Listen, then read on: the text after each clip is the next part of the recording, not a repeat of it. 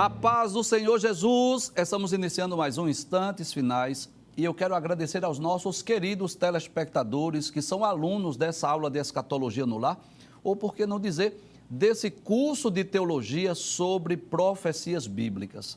Lembrando que para ser aluno dessa escola de teologia no lar, não precisa nem se matricular, basta você acompanhar a nossa programação pela TV ou pela internet. Também não precisa ter uma idade específica, pode ser a criança, adolescente, jovem, adulto, ancião, não importa a sua idade. Quero agradecer por sua vida e quero agradecer por sua audiência. Muito obrigado em permitir que nós possamos entrar na sua casa mais uma vez e o nosso desejo é que Deus te abençoe e que as bênçãos de Deus continuem sendo derramadas sobre a sua vida, sobre a sua família. Seja muito bem-vindo aos Instantes Finais. O sincero desejo do nosso coração é que você possa crescer espiritualmente, que você seja edificado através do estudo da Palavra de Deus e que cada dia mais você possa amar a Bíblia Sagrada, ter um conhecimento mais amplo sobre o conteúdo profético das Escrituras. Agora, se você ainda não é cristão, se você não é evangélico ou pertence a outra religião, o nosso desejo é que você possa fazer a maior escolha, a maior decisão da sua vida, que é receber Jesus como seu Salvador pessoal. Inclusive, eu gostaria até de fazer um pedido aqui aos nossos queridos telespectadores e principalmente aos internautas, né? Se você tem parentes, amigos em outros estados ou até mesmo em outros países, por favor, divulgue a nossa programação para que o maior número de pessoas possa ser abençoadas através da programação da Rede Brasil.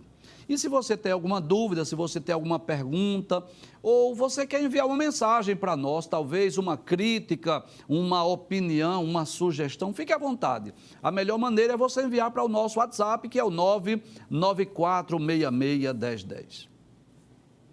Como é do seu conhecimento, nessa nova temporada dos Instantes Finais, nós estamos estudando sobre a infalibilidade das profecias bíblicas e eu não me canso de dizer, esse tema maravilhoso, esse tema extraordinário, eu espero que você esteja gostando dessa temporada. Agora eu vou abrir o meu coração, eu vou ser muito sincero, para mim tem sido de bênção a oportunidade de estar mais uma vez dando um passeio na Bíblia. Você sabe, o nosso desejo é estudar as principais profecias de Gênesis a Apocalipse. Nós já estamos estudando algumas profecias lá do livro do profeta Ezequiel. Já estudamos várias profecias, né? E você sabe que nós não estamos aqui estudando versículo por versículo, mas estamos extraindo, pode trazer a tela, por favor? Nós estamos extraindo, assim, algumas profecias e estamos aproveitando não só para estudar a profecia e o seu cumprimento, mas também, na medida do possível, extraindo lições para as nossas vidas.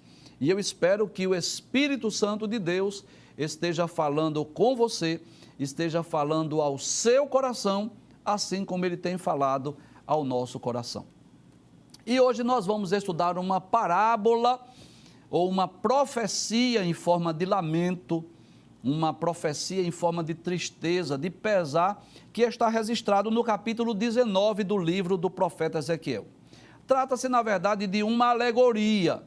Mas antes de nós explicar esse texto, essa profecia, eu gostaria de explicar primeiro o que vem a ser uma alegoria. Você já ouviu falar de alegoria? Acredito que sim.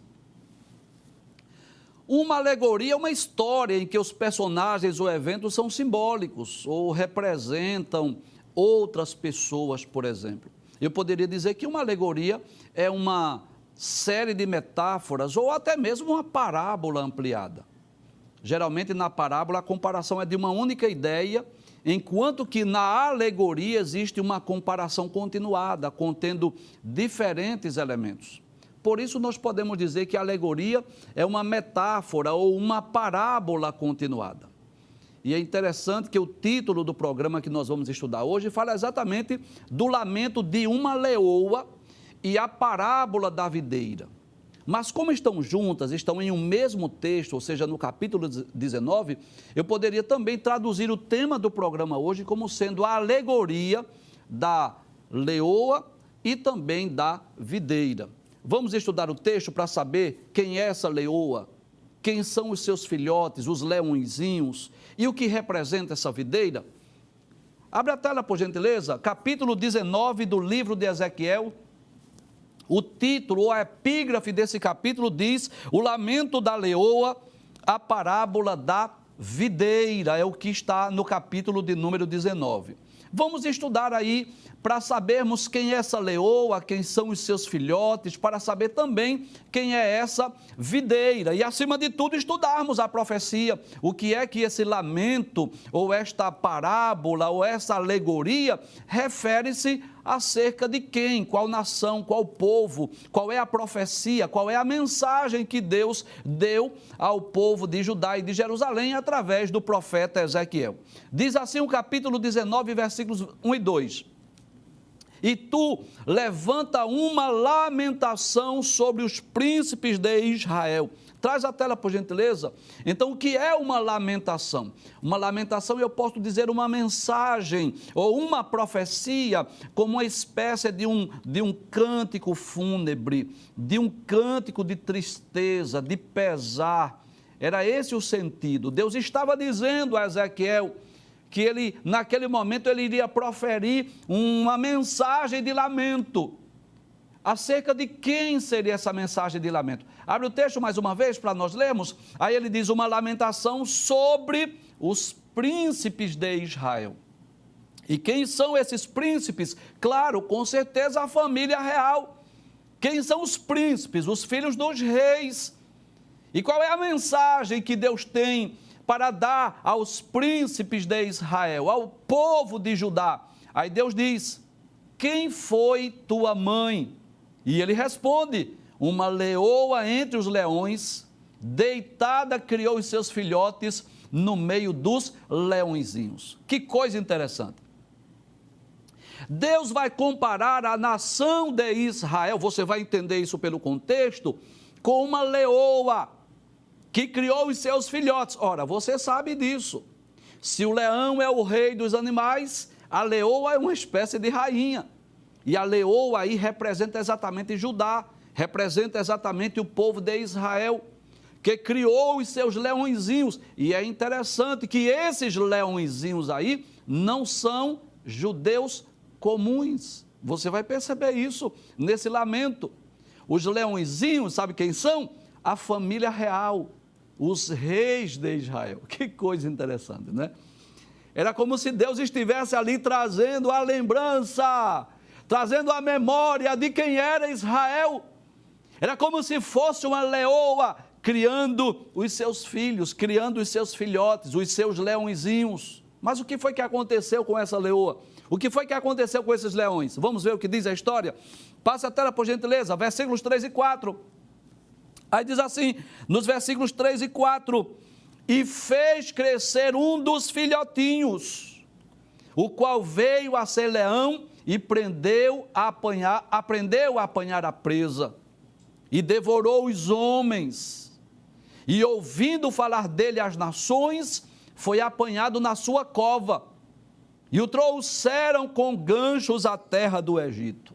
Observe agora que um daqueles leõezinhos, por favor, volta à tela anterior, isso, um desses leõezinhos cresceu, tornou-se adulto. E eu já disse aqui quem são os leõezinhos? Isso, obrigado, parabéns. Os leõezinhos aí são os reis de Israel. Passa agora versículos 3 e 4.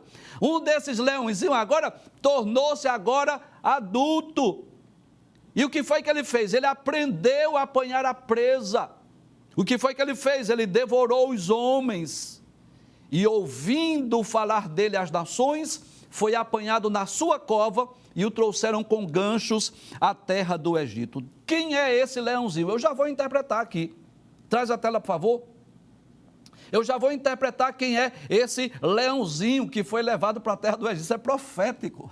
Isso já se cumpriu na história. Esse leãozinho aí é Joacás ou Jeoacás. Você pode confirmar isso lá no segundo livro dos Reis, capítulo de número 23, versículos de número 31 e versículo de número 32. A leoa, Israel, os leõezinhos, os reis, e um desses leõezinhos cresceu, tornou-se um leão adulto, mas observe que o texto diz, duas coisas aconteceu com ele. Primeiro, devorou os homens. Segundo, foi levado com ganchos à terra do Egito. Pode trazer a tela.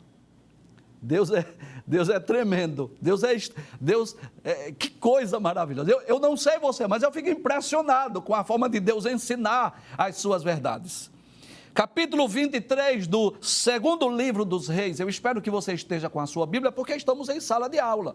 Faça da sua casa uma sala de aula. Esteja aí com papel, caneta e sua Bíblia na sua mão. Aí diz, tinha Joacás, que em outras versões também é chamado de Jeoacás, 23 anos de idade quando começou a reinar, e 3 meses reinou em Jerusalém, e era o nome da sua mãe Amutal, filha de Jeremias de Libna, e fez o que era mal aos olhos do Senhor, conforme tudo que fizera seus pais. Então, quando o texto diz aí, nos versículos 3 e 4 do capítulo 19 de Ezequiel, que ele devorou os homens, está falando exatamente que ele fez o que era mal. Foi um mau rei, você sabe disso, que os últimos reis de Israel, de Judá, antes do cativeiro, foram reis maus, foram reis ímpios, foram reis cruéis. E o versículo de número 33 diz, eu disse aqui que duas coisas aconteceu com esse leãozinho. Você lembra? Primeiro, devorou os homens. E por quê? Porque ele foi um mau rei. Ele não reinou de acordo com os preceitos divinos. Ele não foi um rei bom, não foi um bom rei, não foi um rei justo. Ele cometeu iniquidades. O versículo 32 diz, e fez o que era mal aos olhos do Senhor, conforme tudo que fizeram seus pais. Versículo 33, a segunda coisa que aconteceu com ele, eu já disse aqui, ele foi levado com ganchos para a terra do Egito. Versículo 33 diz, porém, Faraó Neco mandou prender em Ribla, foi preso, em terra de Amate, para que não reinasse em Jerusalém. E a terra impôs a pena de 100 talentos de prata e 1 talento de ouro. Com certeza não era esse o projeto de Deus. Eu diria que isso foi o resultado dos seus maus caminhos, do seu mau reinado. Isso foi o resultado da rebelião, da desobediência a Deus, à sua lei, aos seus preceitos, aos seus princípios. Nunca foi vontade de Deus que outras nações viessem subjugar a Israel, claro que não. Mas observe que coisa interessante. Primeiro vem o rei lá do Egito, vem o faraó para levar Joacás ou Jeoacás, depois vem Nabucodonosor para levar Joaquim ou Jeoaquim e o próprio Zedequias. E por quê? Por causa das negligências, das transgressões, das rebeliões. Então eu diria que isso é resultado da sua desobediência, das más escolhas desses reis de Israel. Então, um daqueles leõezinhos cresceu, mas que foi que ele fez? Pisou os homens, tratou mal o povo de Judá. E aí foi levado para onde? Para o Egito. Mas você percebeu que não só tinha um leãozinho ali, havia outros leõezinhos ali com aquela leoa? Aí vai aparecer, agora vai surgir outro leão. Abre a tela, por gentileza. Versículos 5 e 6. Pode passar a tela, por favor. Aí diz assim, vendo, pois, ela quem? Judá, Israel, que havia esperado e que a sua esperança era perdida. Por quê? Porque um dos seus filhos foi levado lá para o Egito, tomou outro dos seus filhotes e fez dele um leãozinho, ou seja, agora outro filhote. Esse aí já não é o mesmo que foi levado para o Egito, agora é outro leãozinho que aparece. Aí diz, e este andando continuamente no meio dos leões, veio a ser um leãozinho, e aprendeu a apanhar a presa e devorou os homens. Que coisa interessante. Traz a tela, por gentileza. Mais uma vez, o outro leãozinho tornou-se adulto, começou a reinar e aprendeu a devorar os homens. Significa o quê? Que o outro rei agora, chamado o rei Eliaquim, ou também Jeoaquim, ele também cresceu, ele também tornou-se rei, mas ele foi um mau rei também. Vamos ver isso? Segundo o livro dos Reis, capítulo de número 23, versículo de número 33.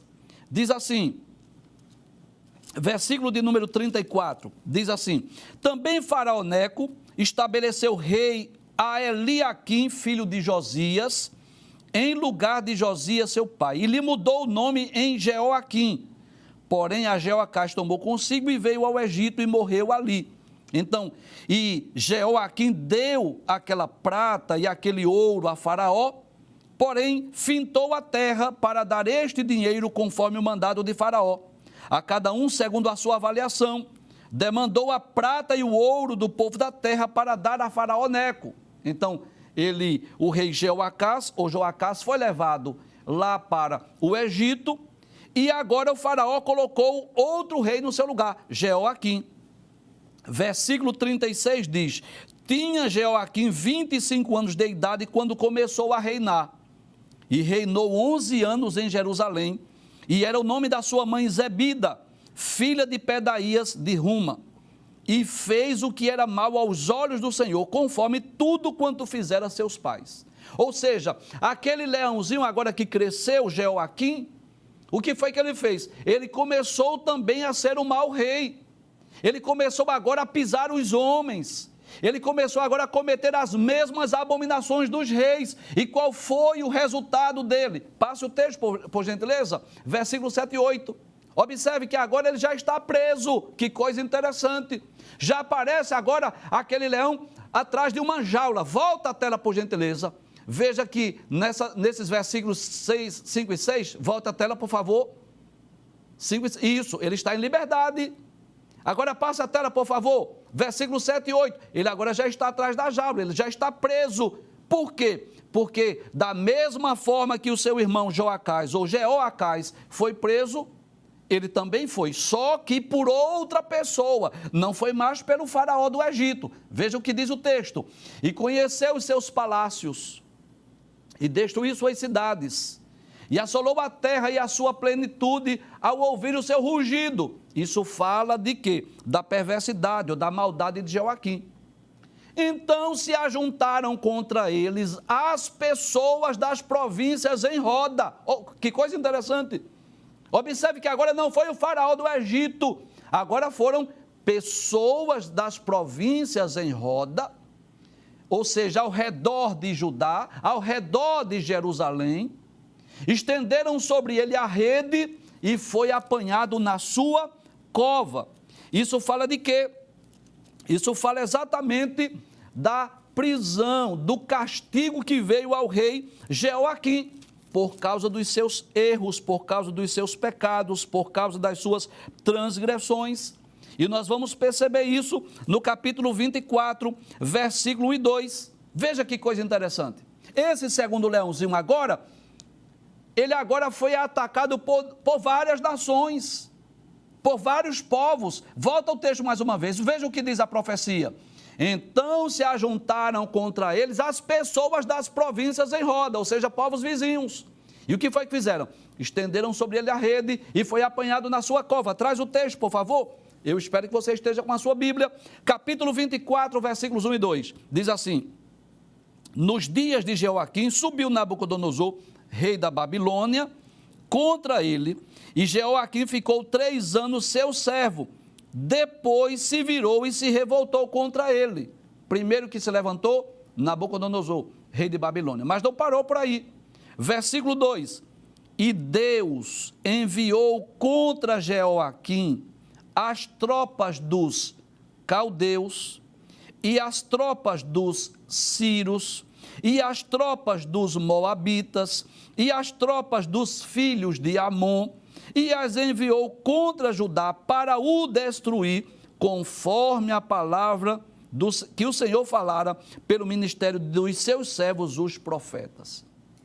Veja que agora, esse segundo rei foi alvo não só de Nabucodonosor, mas de várias nações. Dentre elas estavam as tropas dos sírios, dos moabitas, dos filhos de Amon. Todos eles foram enviados contra Judá exatamente nos dias do rei Jeoaquim.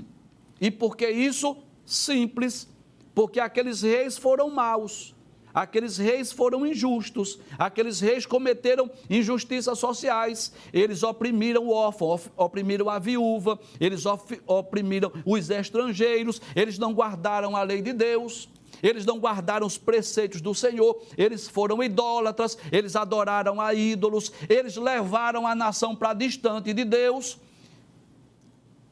Porque você sabe disso, o que era que Deus esperava dos reis?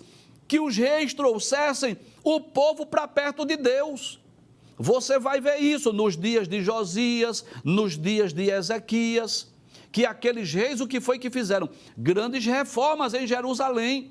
O que foi que Josias e Ezequias fizeram em Jerusalém? Restauraram o templo, renovaram o pacto, trouxeram o povo para perto de Deus, leram a palavra de Deus na presença do povo, celebraram as festas judaicas. E o que foi que houve? Choro, lágrima, arrependimento, e o povo se achegou a Deus.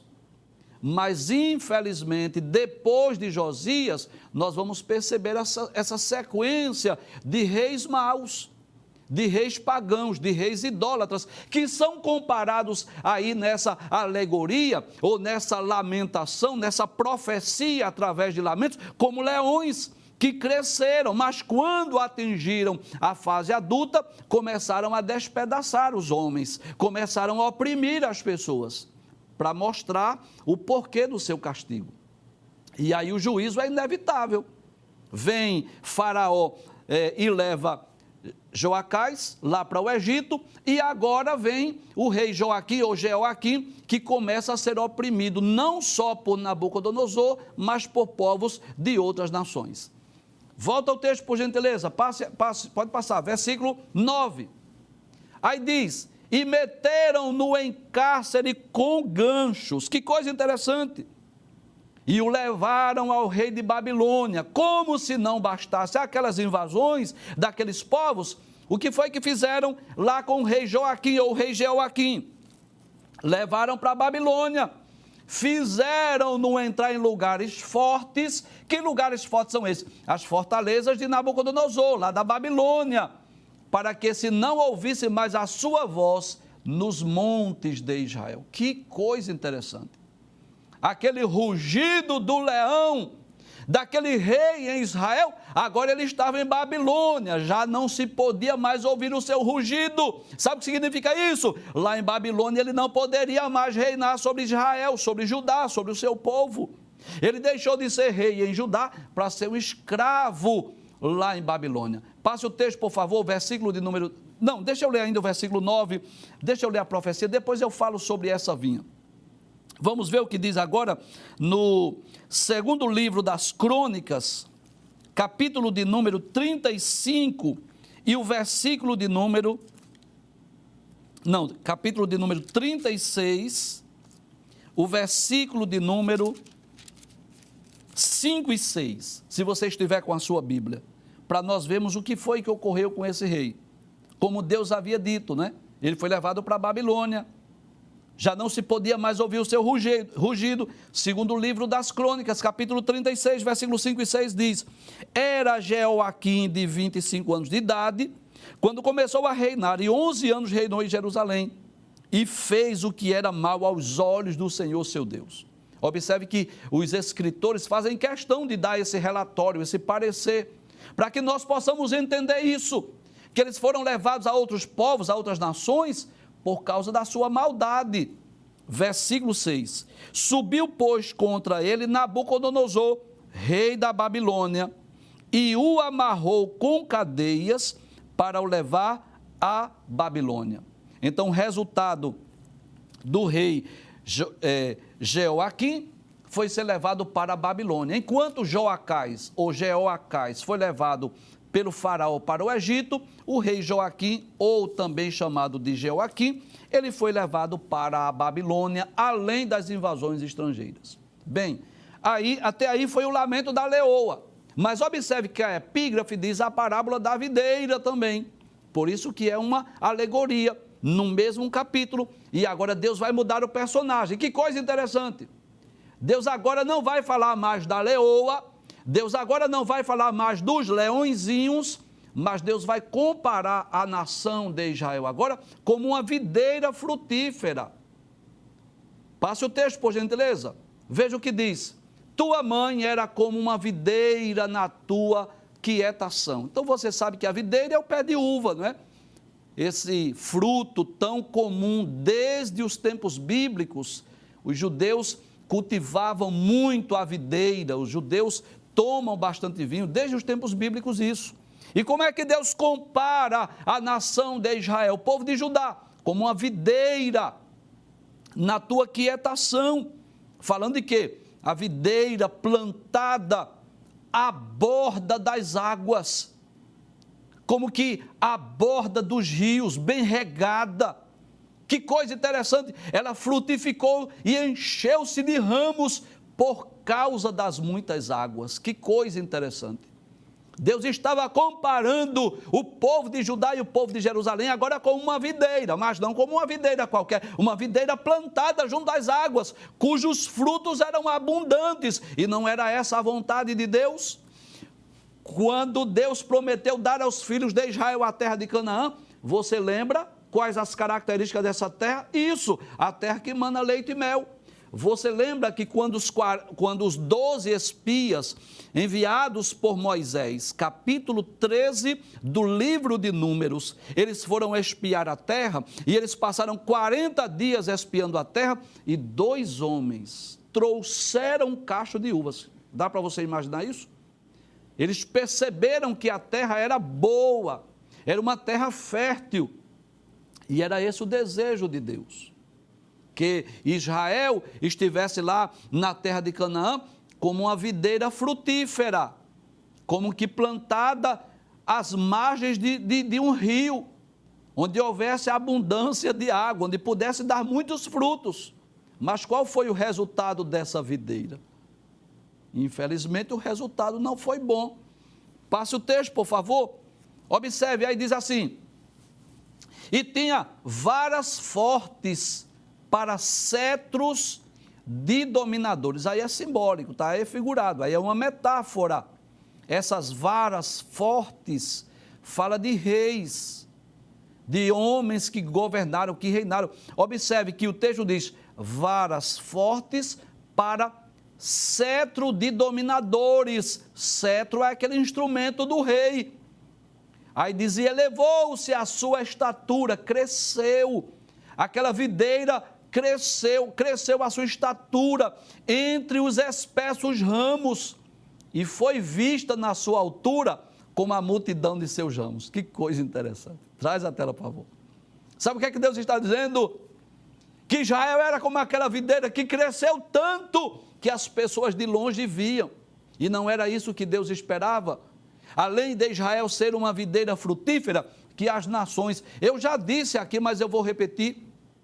O que Deus esperava do povo de Judá, do povo de Israel, era que as demais nações fossem influenciadas por eles. Era que as demais nações servissem a Deus, a Jeová, por causa de Israel. Como aconteceu em Nínive, através da pregação de Jonas, como aconteceu em Babilônia, através do testemunho de Daniel, Sadraque, Mesaque e Abednego, como ocorreu, por exemplo, lá na Síria, quando o general Naamã foi curado da lepra e se converteu. Era isso que Deus esperava, que aquele pé de uva, né, aquela videira crescesse, chamasse a atenção das demais nações. Mas, infelizmente, ocorreu o inverso. Sabe o que aconteceu? É que o povo de Israel, em vez de influenciar as nações, foram influenciados e passaram a adorar aos deuses daqueles povos, daquelas nações. A Astarote, a Baal, a Baalins, aos deuses, às divindades daquela terra. E é lamentável. É muito triste. É por isso que Deus disse a Ezequiel, você vai escrever um lamento. Você vai escrever aí uma profecia em forma de lamento. É por isso que no capítulo 2, quando nós estudamos o primeiro programa sobre Ezequiel, o chamado de Ezequiel, que Ezequiel viu o rolo do livro, lembra disso? E o que era que tinha no livro? Você lembra? Isso, muito obrigado. Lamentações, suspiros e ais. Por quê? Porque a mensagem de Ezequiel seria uma mensagem dura, de juízo. Olha aí a lamentação no capítulo de número 19. Primeiro Deus mostra uma leoa com os seus leõezinhos. Só que esses leõezinhos, quando crescem, fazem coisas erradas, começam agora a oprimir os homens, a devorar os homens. Aí um é levado para o Egito e o outro é levado para a Babilônia. E agora Deus olha, eu vou mostrar a vocês agora outra metáfora. Eu vou mostrar a vocês aqui, dentro dessa alegoria, uma metáfora. Eu vou mostrar a vocês aqui uma videira frondosa, com muitos frutos, ao lado, aqui plantada junto às águas, e passou a ser vista pelas nações. Mas o fim dessa videira é trágico. Passa a tela, por gentileza. Veja o que diz o versículo de número 12. Olha a diferença agora da imagem. Veja que já não aparece mais aquela videira frondosa, frutífera. Não, diz assim, mas foi arrancada com furor, com ódio, foi abatida até a terra, e o vento oriental secou o seu fruto, quebraram-se e secaram-se as suas fortes varas. Olha, as fortes varas eram que os reis, e o fogo as consumiu. Que vento oriental é esse aí? Eu posso fazer duas aplicações desse vento oriental. Eu posso dizer que esse vento oriental fala de um juízo divino, porque o juízo veio do céu, o juízo veio de Deus, você sabe disso. Foi Deus que levantou Nabucodonosor para ser um instrumento punitivo, mas eu posso também dizer que esse vento oriental é o próprio Nabucodonosor, que foi um instrumento de Deus para castigar aquela árvore frondosa, aquela videira frutífera. Abre o texto mais uma vez. Aí diz assim, mas foi arrancada com furor, não é? Com ira, foi abatida até a terra, e o vento oriental secou o seu fruto, secou, você já não vê mais aquela videira bonita, quebraram-se, secaram-se as suas fortes varas, e o fogo consumiu. Pode passar o texto, versículo de número 13, aí diz, e agora, onde está agora aquela videira frutífera? Não está mais à beira de um rio, está plantada no deserto, numa terra seca e sedenta. Veja a diferença. E tem mais uma coisa, e de uma vara dos seus ramos saiu fogo que consumiu o seu fruto. Sabe qual é a vara desse ramo aí? É o rei Zedequias, que foi levado na última deportação. Foi a última deportação, inclusive quando Ezequiel estava profetizando, Zedequias ainda estava em Jerusalém. E Deus estava agora falando acerca do final de Zedequias. Abra a tela mais uma vez.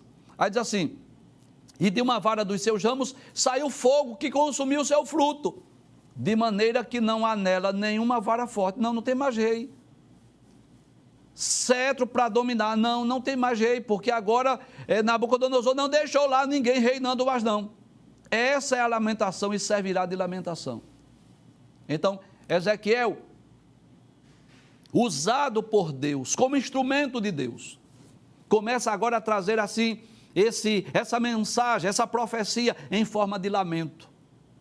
Da leoa, que tem os seus leõezinhos, só que quando esses leõezinhos crescem, começa a devorar tudo, começa a devorar os homens, e um vai para o Egito, outro vai para a Babilônia, depois Deus mostra a videira frondosa, mas depois ela já está não mais daquela plantada à beira das águas, ela está agora no deserto, seca, está em fogo, está incendiada. Isso fala da destruição de Jerusalém. A pergunta é, será que essa profecia já se cumpriu? Será que nós podemos dizer que esse lamento, ou esta alegoria, essa série de metáforas ou de parábolas, será que já se cumpriu? Vamos ver alguns versículos lá do livro das Lamentações de Jeremias, capítulo de número 2, versículo 1 a 9. Olha aí agora a realidade. O que aconteceu com a leoa, com os leõezinhos e com aquela videira frutífera, frondosa? Como cobriu o Senhor de nuvens, na sua ira, a filha de Sião. Derribou do céu à terra a glória de Israel, e não se lembrou do escabelo de seus pés no dia da sua ira, dizendo assim, Deus puniu, Deus castigou, Deus exerceu juízo. Passe o texto, por gentileza. Devorou o Senhor todas as moradas de Jacó e não se apiedou. Derribou no seu furor as fortalezas da filha de Judá e as abateu até a terra. Profanou o reino e os seus príncipes. Olha aí, os príncipes aí, exatamente os filhos dos reis, que agora já não poderia mais reinar. O que aconteceu com os príncipes, você sabe? Vou lhe dizer. Os príncipes alguns foram mortos, como os filhos de Zedequias foram mortos na presença dele. Zedequias viu os seus filhos sendo mortos. E outros que foram levados juntamente com Daniel para serem o quê? Eunucos lá no palácio. Foi isso que aconteceu com os príncipes. Já imaginou que tragédia? Os príncipes de Israel, aqueles leõezinhos, sendo treinados e ensinados para ser rei. Os pais diziam, meu filho, quando o papai morrer, você vai reinar. E os pais dando as instruções. E sabe o que aconteceu com os príncipes? Alguns foram mortos e outros foram levados para a Babilônia para ser eunuco de Nabucodonosor em Babilônia. Sabe por quê? Por causa das prevaricações. Porque o povo de Judá e o povo de Jerusalém não deu ouvidos à voz de Deus através dos profetas. E eu já disse aqui, mas eu vou repetir. Pior do que cometer iniquidade é não dar ouvidos à voz de Deus, Deus chamando ao arrependimento. Porque existem pessoas assim, que cometem transgressões, que erram, que cometem pecados, mas ouvem a voz de Deus e se arrependem. Voltam para Deus. São pessoas que deixam o caminho do erro, do pecado, seja lá da idolatria, seja lá das orgias, seja lá o caminho do roubo, do furto, das drogas, seja lá o que for. Mas Deus dá a oportunidade, Deus chama ao arrependimento. Deus diz ao homem, olha, volta-se, abandone seus caminhos. E quando o homem obedece à voz de Deus, aí o que ele encontra? Perdão, não é? Quando o homem se arrepende, se humilha e pede perdão a Deus, sabe o que ele encontra? Perdão, restauração. Você lembra do filho pródigo? O que foi que aconteceu com aquele filho? Quando ele disse assim, levantar-me-ei, irei ter com meu pai, e direi, pai, eu pequei contra os céus perante ti, eu não sou digno de ser chamado teu filho, mas me faze um dos teus jornaleiros, faze de mim um dos teus trabalhadores. E quando ele ia, não é, pensando consigo no caminho, como iria encontrar seu pai, pensando que o seu pai iria repreendê-lo, pensando no que iria dizer, nem deu tempo, porque o seu pai o encontrou, o beijou, o abraçou, mandou botar vestes, mandou botar anel no dedo, mandou botar sandália nos pés, mandou matar o bezerro e mandou fazer festa, e disse assim, alegremos-nos, esse nosso filho estava morto, e agora foi achado, reviveu. Então é isso que acontece quando alguém se arrepende, se humilha e busca a Deus. Mas tem pessoa que o coração é obstinado, que Deus chama, que Deus fala e a pessoa não quer. Sabe o que é que acontece? Juízo, castigo. E o que foi que aconteceu com os leõezinhos? Um cresceu, tornou-se adulto, devorou os homens e foi levado para o Egito. O outro cresceu, tornou-se adulto, devorou os homens e foi levado para a Babilônia. E o outro, Zedequias, que foi o último deles. Aí Deus mostra agora não como um leãozinho, mas Deus mostra agora como aquela videira que secou-se. E qual é a lição que Deus quer falar conosco?